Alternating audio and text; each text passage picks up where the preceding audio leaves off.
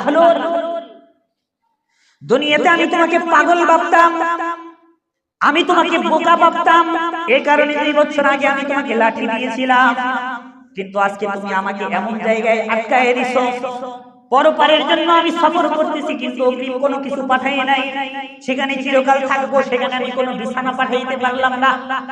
দুনিয়াতে আমি এক রাতের জন্য কোথাও হোটেল ভাড়া নিলে সেখানে এয়ার কন্ডিশন আছে কিনা, আলো বাতাস আছে কিনা, আমি সব কিছু বিবেচনা করি, কিন্তু কবরে সেখানে আমি সারা জীবনের জন্য যাব, সেখানে আমি কিছুই অনুভব করলাম না, কোনো কিছু অগ্রিম পাঠাইলাম না, কোনো কিছুর ব্যবস্থাপনা আমার নাই। আমি এখন ভাবি আমার চাইতে বড় বোকা দুনিয়াতে আর কেউ না। বড় বোকা যেই ব্যক্তি সফর করবে, পরকালে সারা জীবন থাকবে, তাকে সেখানে যাইতে হবে,